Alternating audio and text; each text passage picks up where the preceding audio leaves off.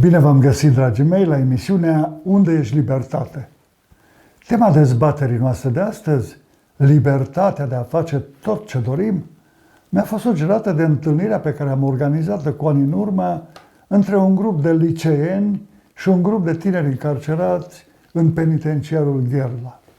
Discuția a debutat abrupt cu următoarea întrebare a unui tânăr condamnat penal pentru infracțiunea de violență. Ca om liber, de ce nu am voie să fac tot ce doresc? Unii cred că în numele libertății e ok să facă fapte prin care sfidează normele morale, libertatea, bunurile și chiar viața semenilor. Totul e ok până când cineva le pune limite libertății de a face tot ce vor mușchilor. O societate umană în care fiecare individ are posibilitatea să facă tot ce îi trece prin cap, se transformă în scurtă vreme într-o junglă în care libertățile celor cinstiți sau slabi sunt încălcate grav de scroci și de cei puternici din punct de vedere fizic, economic și politic. Din această perspectivă, cred că reglementarea prin lege a spațiului libertăților și drepturilor individului nu poate fi privită ca o constrângere, ci ca o măsură necesară pentru a preveni haosul social.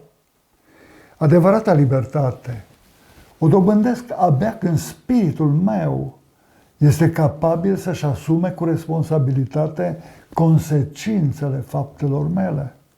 Când am certitudinea că libertatea mea nu lezează siguranța și libertatea celorlalți.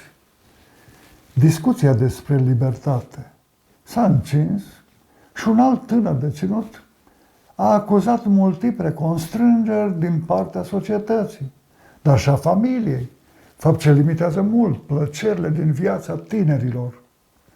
Chiar nu vedeți, domnule profesor, îmi spune el, că libertatea unui tânăr e sufocată de societate și de familie? Era un tânăr tatuat pe ambele brațe cu imaginea unor șerpi încolăciți pe mușchii săi proeminenți. Cred că întrebarea era generată de existența unui conflict real între generații, care nu este de acum, ci de când lumea.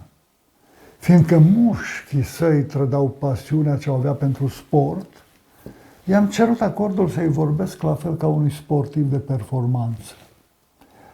I-am spus că presiunea constrângerilor care ne deranjează poate scădea semnificativ atunci când privim la acestea ca la obstacole pe care le putem depăși. Așa cum face alergătorul aflat în cursa pentru câștigarea unui premiu la 100 de metri garduri.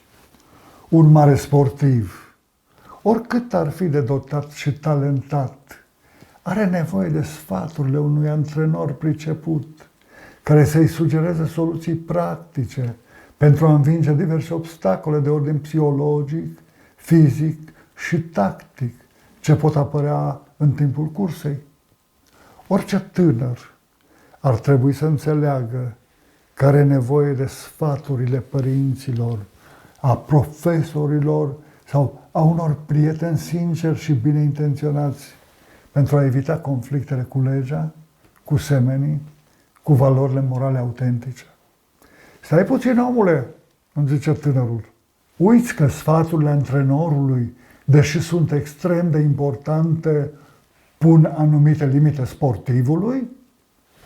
Poate fi adevărat, dragul meu, i-am răspuns, dar sportivul nu privește sfaturile antrenorului ca fiind constrângeri sau ca pe un jug, ci ca pe un ajutor de mare preț, deosebit de benefic pentru cariera sa. Fiind membri în aceeași echipă, antrenorul și sportivul au responsabilitatea pentru fiecare decizie pe care o iau, străduindu-se să pună în valoare tot ce au mai bun în ei. Asemenea sportivului de performanță, un om spiritual, smerit, modest, mulțumitor, folosește constrângerile ca oportunități de a lua decizii libere și responsabile. în conformitate cu convingerile sale, profund ancorat în adevăr și în valorile morale, urmărind înfăptuirea binelui sub călăuzire divină, indiferent de natura obstacolelor care vor apărea înaintea noastră.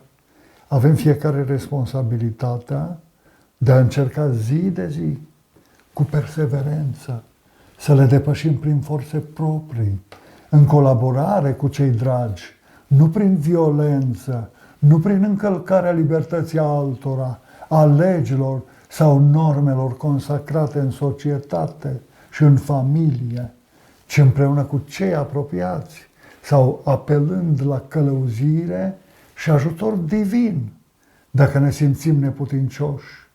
Duhul divin ne poate oferi călăuzire în manifestarea responsabilă a spiritului, cât și o revigorare a capacităților fizice și psihice. Discuția a fost întreruptă de către un tânăr licean, firav, coborât parcă dintr-o icoană bizantină. El m-a întrebat: putem compara lucrarea de călăuzire a Duhului Divin față de credincios cu lucrarea unui antrenor în domeniul sportului? Da, dragul meu, e mai mult decât atât, pentru că Dumnezeu îți dă călăuzire și putere. Dacă soliciți și dacă accepți ajutorul Lui, dacă dorești să devii cu adevărat liber față de ispitele și de amăgirile lumii în care trăiești, față de robia viciilor, a păcatelor și morții veznice. Apostolul Pavel afirma la un moment dat: toate îmi sunt permise, dar nu toate îmi sunt de folos. Dumnezeu este Cel care ne-a creat ca ființe libere și a pus în noi dorința de a avea un spirit liber, de a ne folosi libertatea pentru a trăi în armonie cu semenii, plin de dragoste slujitoare și de bucurie. Noi nu suntem obligați să-L ascultăm pe Dumnezeu, ci doar suntem invitați să facem alegeri care să ne ajute să nu devenim robii viciilor și a închisorilor. Dragii mei, vă invit să urmăriți o nouă ediție a emisiunii Unde ești libertate săptămâna viitoare, când vă propun să discutăm despre zidurile care pun limite libertăților noastre. Vă mulțumesc pentru atenție!